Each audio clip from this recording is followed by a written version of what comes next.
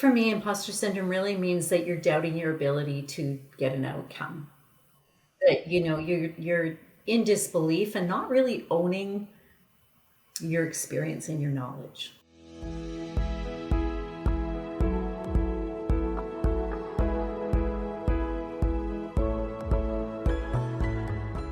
Hello, and welcome to another episode of the Transform Sales Podcast. Today, I am so delighted to have Cynthia Zenti on with me. How are you, Cynthia?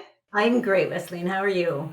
I'm doing fantastic. Let me tell you a bit about Cynthia. She's the founder of Integrated Selling, focused on helping industry experts and entrepreneurs scale their impact and revenue working with corporate clients. Cynthia is an award-winning sales strategist and trainer whose love for selling started with her first cold call at the age of 13. Since then, she's worked for companies such as Coca-Cola, Cisco Systems, and Remax with a focus in technology since 2004. She has dedicated her career to helping professionals leverage the power of selling to drive revenue and increase their impact. What's unique about her is her passion for incorporating diversity and inclusion through the entire process and training, making selling enjoyable and profitable. She has personally sold over $1 billion in cumulative revenue and has trained and coached hundreds of salespeople, teams, and reps. So, how did you get started at 13 to be doing this amazing work that you're doing today? Share with us. Well, first of all, thank you. That's quite the intro. I started cold calling at 13. Basically, it was a bunch of us after school needing some extra money. It's like, hey, these people are looking for someone to do some, at the time it was called phone soliciting, making calls for a carpet cleaning company. And that was my first experience in sales, was making cold calls. And since then, it's just been something that I have always loved and enjoyed. And I think because within my first day, the first half hour, one of the reactions I got was really understanding that what I was doing had a way to help people. I was so fortunate on my sixth cold call to connect with an elderly woman who had just lost her husband and was overwhelmed in the process of trying to sell her house and getting her house ready to sell. So she's like, you know what? Your call actually really helped me. This is something I hadn't thought about. And it clicked in that moment. It's like, this is actually a really great way that we can help people. And so since then, I've just been enamored with it and have tried all different types, whether it is business to consumer or personal sales, direct sales. But really my home is in enterprise sales. Wow, you had a really great early lesson. I mean, I think I know people who've been selling for like 20 years who still don't realize the impact of what they're doing is actually impacting human beings. So, Yeah. from that lady, the first one who was like, wow, you helped me change my perspective. What lessons from that cold call, from that experience you had as a 13-year-old, do you still use in business today? It's been the foundation of everything that I do. It's the ability that I get to help somebody, and that you never know what's going to be on the other end or how you can make a difference in someone's life. And while it may sound altruistic, that's really what it comes down to, is that selling is really helping people realize a different future, a different way of being, whether it's lessening pain or moving towards a goal. And that's honestly just my guiding principle and how I've been able to keep doing it for so long. So, how do you teach that? How do you teach a person that selling is to really help move somebody along a path and it's not about them? It's not about a product or a service that they're selling. Well, it's interesting because I'm actually doing a talk on this actually really soon. And it's really about the focus on value and moving away from the personal attachment. Right. It's transforming that mindset to be more of a sales resilience. And how do we move it into transformation rather than making about something that's about me? Mm. Yeah, I think that really sums it up, because it has to do with it's that shift in perspective from what's in this to me to how can this help somebody. And one of my mentors when I was working at Coca-Cola, he said it, I think, something he shared with me is something that's always been in the back of my mind, is that if we do the best we can today, then tomorrow will take care of itself. And so transitioning that into sales is if we help someone as much as we can today, we will be rewarded tomorrow. It will show up in our pipeline. It will show up in our revenue eventually. One of the things that I have often told salespeople is exactly what you're saying. It's not about you. It's about helping your prospect, your customer, to move along their path. And Mhm. so that really requires you to step outside of yourself. And that is the hard part that I find that they have, right? How do I step outside of myself and empathize with somebody that I have never lived that life? I've never had that actual problem myself. So, how do you get salespeople, business owners, entrepreneurs to really step outside of themselves and into their customers' world? Yeah, I mean, that's a really big part of it. And you know what? That's really what it is, because that's what helps us show up consistently when we're doing that. So detaching from the process, I think, really does take a shift. It's a shift of thinking. Detaching is moving from what can I do to working collaboratively with somebody to build Mm, strategy. So it really is. I think being able to just be willing to change and do something differently, and mm, not taking it personally, understanding that what you're getting is feedback on the process, not feedback on you, who you are as a person. So Right? detaching yourself pretty much like emotionally from the sale, right? Because we're humans and Yeah, it's I like, know. but it's about me. And I love a thing. I have these Wesleyan wisdoms, and I'm like, it's not about you. Nobody cares about you. Like that is the thing. I'm like, nobody cares about you. People care about themselves, their goals, the things that they need to accomplish. And so I think that that is a very big mind shift. And once you get to that place of removing like your personal, like, if I make this sale, I'm gonna make this much money. If I do this, this is gonna happen. Like your outcomes, removing that and stepping into what's important for your client, your customer, I think that's that big shift that we need in our sales environment. I agree. And honestly, I think being able to step into understanding personalization versus being personal. So personalizing the Mm, experience for the customer and being able mhm, to empathize and be with them in the process, but not in the process. Right? It's mm, always having that little bit of level, because that really reinforces the professionalism as well, and how we yeah. can personalize the experience and Mm, make it about them. that's good. So, where did 13-year-old Cynthia go? What was her next job, her next step into sales? So it was a little bit more customer service, and that was working in restaurants, and which is what I did when I was going through college and university, finishing high school, which is great because I think the service industry is a phenomenal foundation for anybody in sales. I think just in general, right, to have empathy for people. But I worked so in pubs and restaurants and things like that, which is really good because it is about sales and it is about delivering on Yes. time and hearing and really listening, Listening. right? Hmm.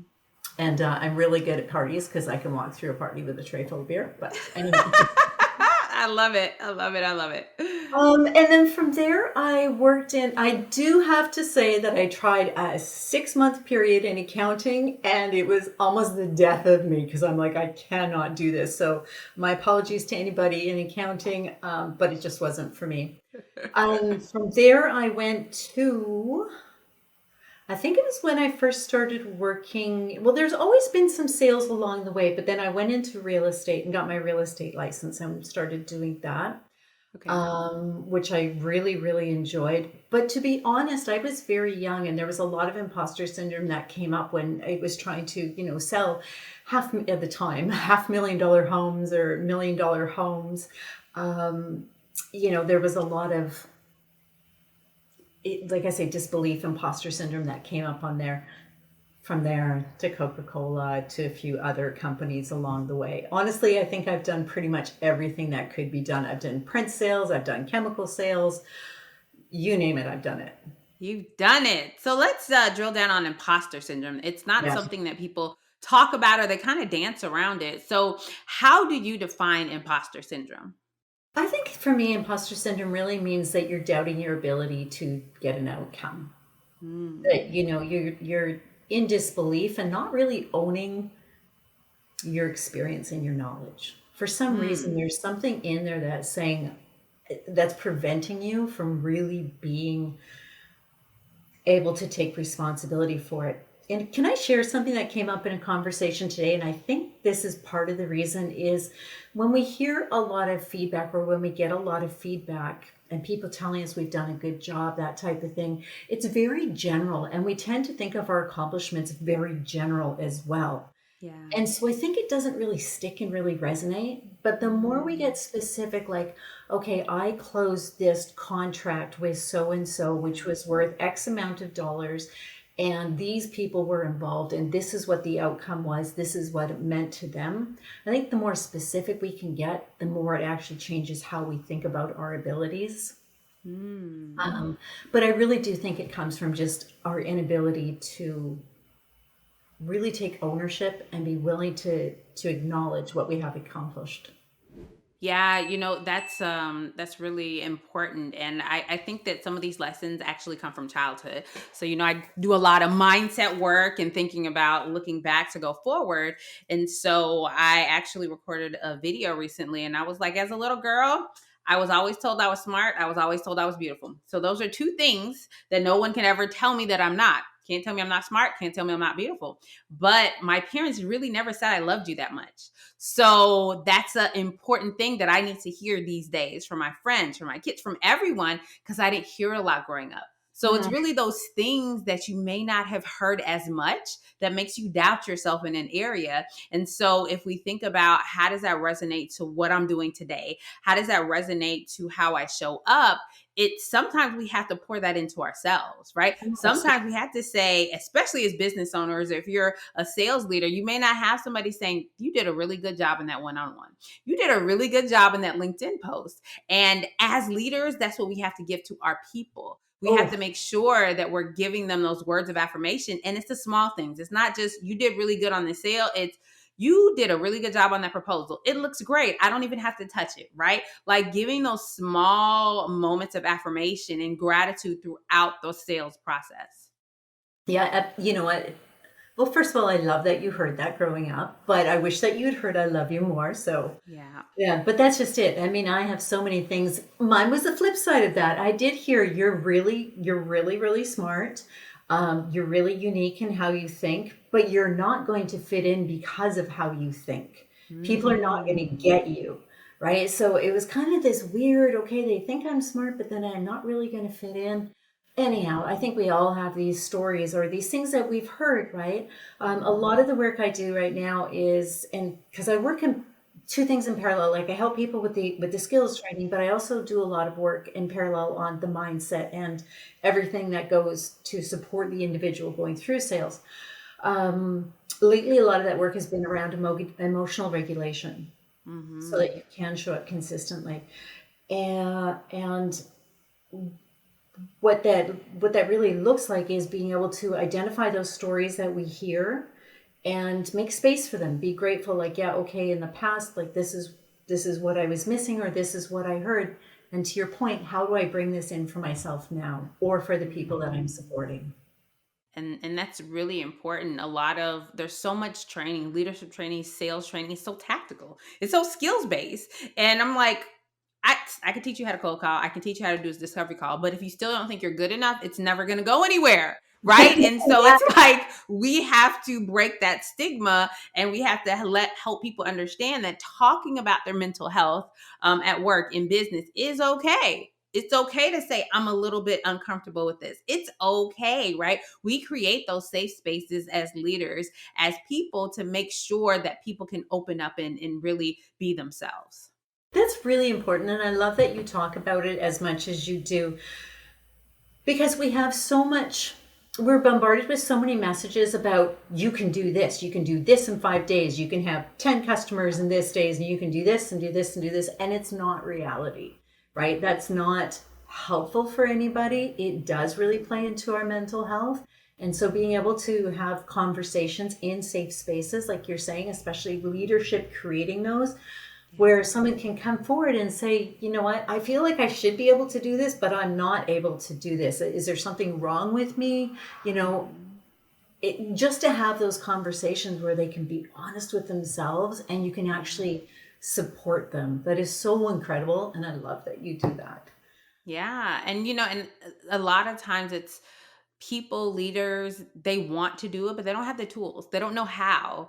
And there's this company that I'm working with, and one of the frontline managers literally just left.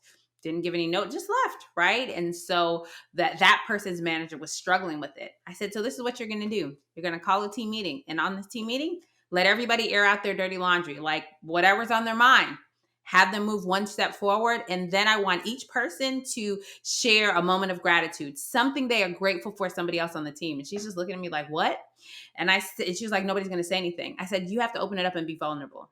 You Mm-hmm. have to say, so as you guys are thinking about the things you want to share, I'm going to share a moment with me, a moment about me, or something that I'm struggling with about this sudden departure. And she looked at me like, what? And I'm like, you have to share it. It doesn't have to be all warm fuzzy, but people need to see you tap into that human side as a leader, right? Mm-hmm. If they don't see that, then they feel like it's not safe for them to do it. And then you just operate like a robot. And then people leave managers. They don't leave companies. And so as a manager, if you don't really show up and be the kind of leader people want to follow and stay, then you're always going to have turnover. You're always going to be right there hovering at that number that you're trying to get, because people are just checking a box. They're just doing what they have to do and keep on moving. Yeah, absolutely. And you know what? It's phenomenal advice, because that's what is going to encourage people to open up and feel like they can take that loss and make it into such a different type of experience that they don't have to feel that way. Because think about how that's impacting their performance as well, to have their leader just disappear. That happened to me. The company I work for right now, because I have my consulting business and I have my corporate position, the CEO left a note on a boardroom table on a Sunday. We came in Monday and the CEO was gone. Like it was, What? what? Whoa. I started, we were 40 people when it was like, I don't know, within 3 months later, there was like 6 of us standing. It was like, what do we do now? Yeah. Yeah, that was Wow. quite a shock. So anyhow, it worked out good because we created something so different and safe, that people didn't feel they needed to do that. So tell us about, because that is a huge shock. I talked to a CEO. She had a smaller company, probably around 15 or so employees, and they had a huge transition, and within 30 days 8 people left. Like half the company left, right? And it was a shock to their system. So tell me, what are some of the things that you guys did going from 40 to 6 and now back in growth mode? The big thing was we decided we wanted to look different. We wanted to get away from having so much separation and departments within that were blocking the Mm. customer experience. So what we do is we do embedded technology. So everything that goes like inside of black boxes, all the computer systems that go into black boxes. And before, everything was silos. Engineering had a say, and then operations had a say, and which they all do, but they were all blocks to the customer process, right? Mm. We would start with a salesperson, end up with the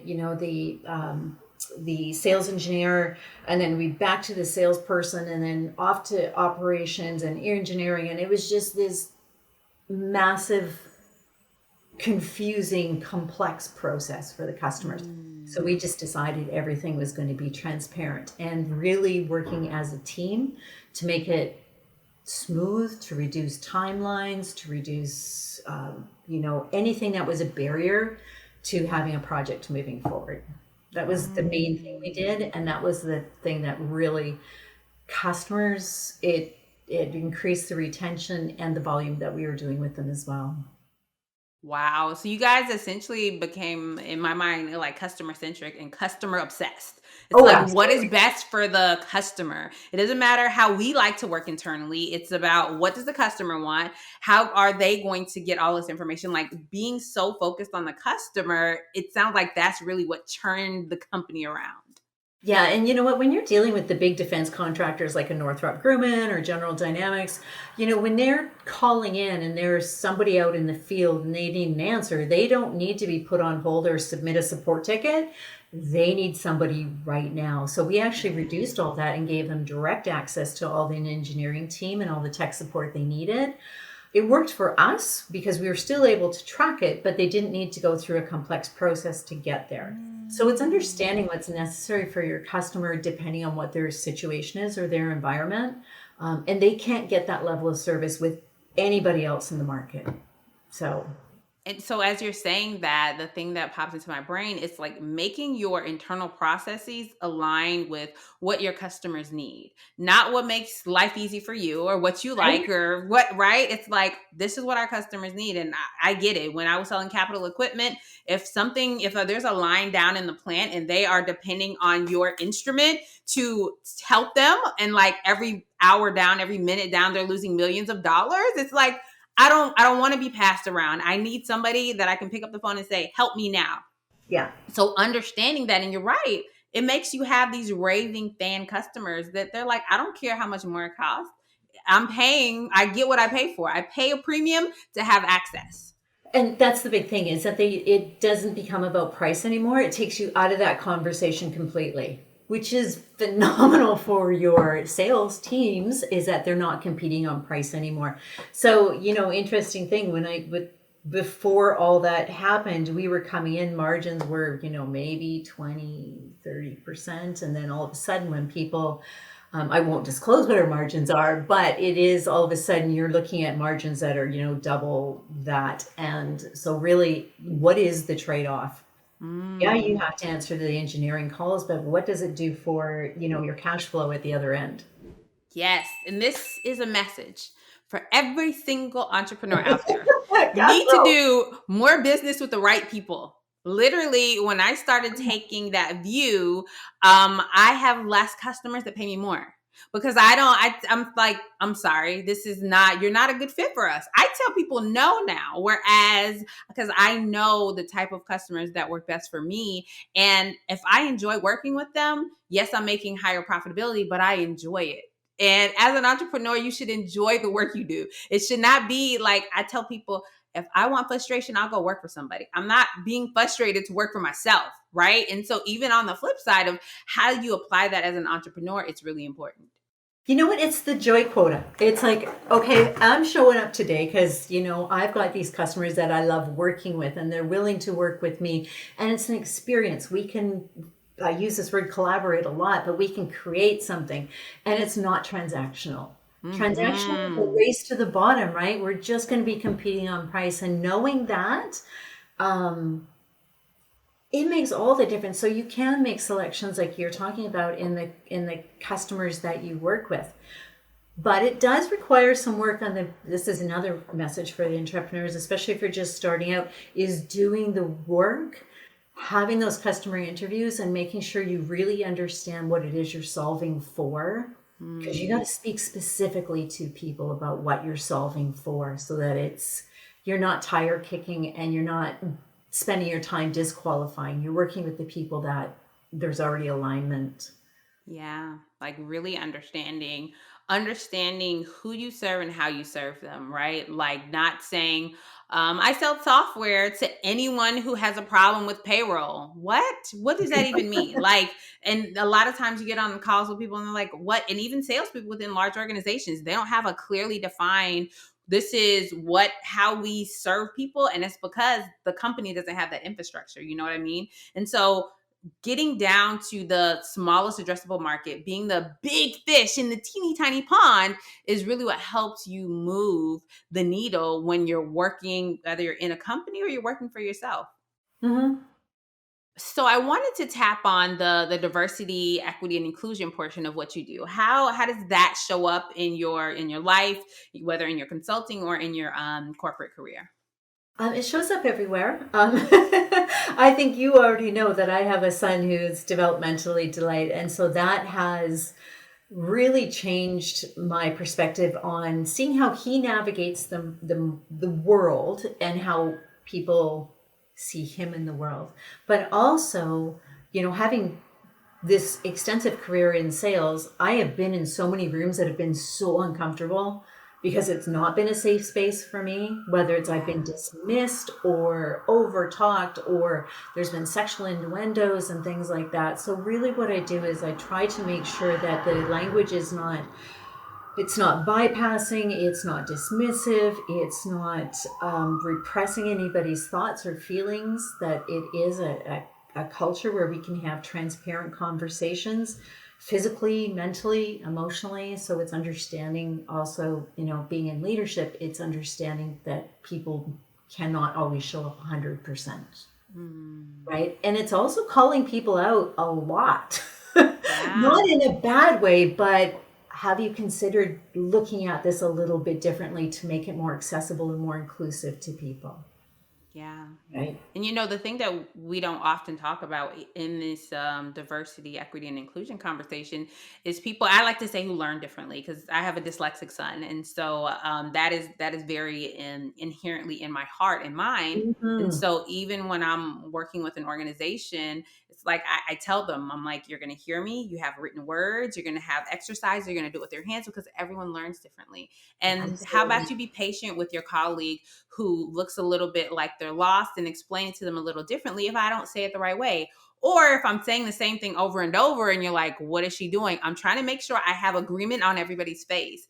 And so within organizations, I think that we have to be keenly aware that people learn differently, people respond differently, and they don't always want to self identify and say that it's hard for me to read this passage. It's hard for me to have the fast cognitive processing that you need me to have. And so it's our job within organizations to be very empathetic towards how people learn, work, move, and do everything. Oh, absolutely. And we can start that process by just asking for comprehension. Yeah. I've been very fortunate in the last few years. When I started doing online training, one of my first clients and someone I learned from is an adult learning specialist. She actually has a doctorate in adult learning, right? So Mm, I worked with her because I said, if I'm going to be doing this, I want to make sure how I'm communicating information is resonating with people. How do I structure it in a way to do that? So it's been an amazing collaboration over the years, back and forth. Her learning sales, me learning about adult learning, right? For mhm, comprehension and just how information is presented. I think there's so much opportunity for people to really connect on that in a way mhm, that can foster growth within a company. mm, Because the impact of someone feeling seen and heard mm. is monumental. Yeah. Like, just talk about it. We don't need to put people on PIPs on their performance plans. We need to make sure that they're actually heard and understood and Mhm, understand what their barriers are to performance, not just how to go out there and mhm. blatantly think we know how to correct it. Yeah. And when leaders say, "Oh yeah, this person is underperforming, blah blah blah blah blah," and that's what it sounds like, I ask them one simple question, and I say, "Have you given them 100% of what they need to get to where you want them to be?" And 100% of the time, people say no, and I'm like, "Okay, this is on you, not on them, because you haven't shown up as a good manager. You haven't been a good leader. You haven't done what you needed to do. So let's stop blaming Exactly. people and let's start taking some ownership of our part of the process." And so when you switch that conversation and you say, leader, this is what you should do. Leader, let's do this. And literally, the quick change that you get, and that employee that you were ready to get rid of, they're like, you hear me, you see me. Now I don't feel like I'm just showing up and doing a job. I feel like you actually care about me as a human. Yeah, and we give them some autonomy to navigate their own life and their ability to perform. I think our job as leaders, and this is what I help people with as well, is that help people become self-directed. Give Mm-hmm. them the tools. When you're saying, do you know 100% of what these people need? Or are you giving them 100%? Do we even know what it is that they need? Most of the Right. time they don't, because they're projecting their own shortcomings. Sorry if I'm Mm-hmm. sounding judgmental here, but you're projecting what you think Yeah. they need rather Yeah. than actually taking the time to understand. Ask, right? Listen to understand, not to respond. Just like we do in sales, like you listen to the customer to understand, not to respond. It's the same thing you should be doing with your team. And Yes. I often had to tell leaders, I'm like, the way that you sold, the reason why you were a top performer. Now, how about we do that with your team? Like, how about you stop just breathing down their neck, and how about you listen to them, repeat back what you hear them saying, like give them an opportunity to respond, because at the end of the day, your team are your customers. Like that is who you are focused on developing, because through them you lead through impact and influence, and through them that is how you're going to achieve your goals. Yeah, absolutely. It reminds me of the what did they call it? Like the, I want to say Six Sigma, but it wasn't. But total quality management that was introduced in the 90s. It's like you got to make sure that the person, whoever you hand something off to, has everything they need to do the next step without having to come back to you. Right. And it's just like, that's such a good concept.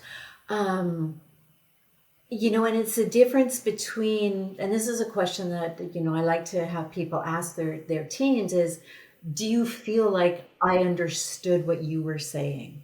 That's good. So even taking it one step further is like, do you feel understood?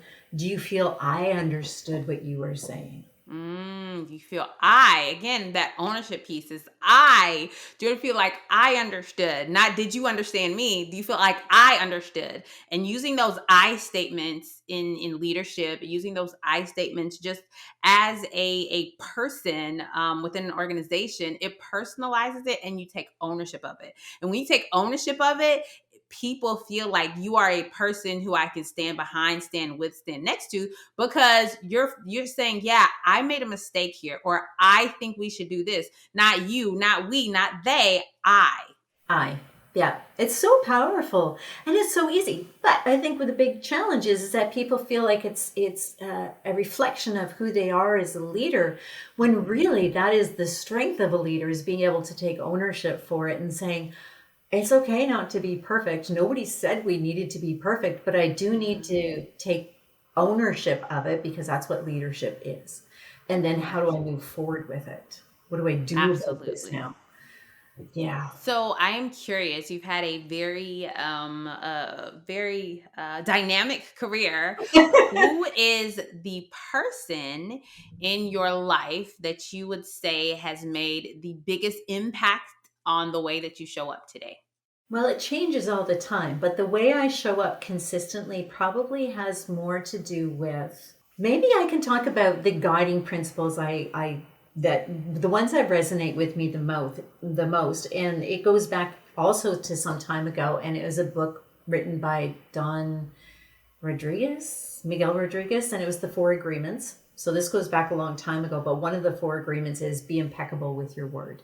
And that has shaped Mm, everything that I do. So if it's my commitment to other people, my commitment to myself, whether it's, no matter what I've said or done or promised, I do that. If I've given my word, that's all that it is, right? Like there's no negotiating about any of that. In sales, one of my biggest influences is Anthony Iannarino. He's someone I've followed for a very long time because I like that he integrates a lot of the personal part of sales, but then has also more recently talked about how do we approach this from a thought leadership position rather than mm. just, a commodity. I've got X features on my widget. Um, and then, as far as growth as a human being, I have a lot of different influences. I've studied lots of different religions. I became a yoga teacher because I wanted to learn more about all of that. So it hasn't really been so much one, because I've been through so many different stages of my life. Hmm. It's it changes as I change. And I think that's great, and that's a good note for the audience, that throughout your life, as life changes, maybe you're a single young person, then you get married, then you have kids, then you are retired. Like life changes, and the people who influence you, the experiences that you have throughout your life will change. And so that's awesome. I love that, the dynamic nature of who you are and who has helped you form who you've become. Yeah, it definitely does change. You're right. It is an important thing to make space for that. Yeah. Also, the conversation I was having this morning, the young lady I was talking to, is she was saying she felt like she's in a gap because she had one narrative, but she's not onto a new narrative yet. And I'm like, but actually, that's there is no gap. You're just creating. Yeah. You're transitioning. There Yeah. is no from here to there. There's only change, Mhm. right? I And love it. so let go of the pressure and just allow it to evolve. I love it. I love it. I love it. Man, this has been an amazing conversation, Cynthia. And I know we could go Thank on and on you. and on for hours and hours and days because we speak the same language. We do.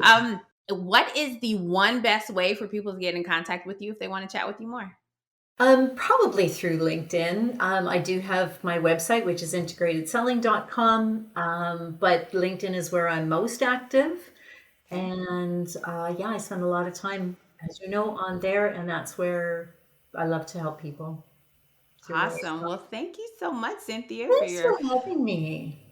yes. I appreciate anytime people share their time, their talent, and their expertise with me and the audience. I've learned so much from you today. So thank you again for sharing your time with us today. Thank you for having me. And that was another episode of the Transform Sales Podcast. Remember, in all that you do, transform your sales. Until next time.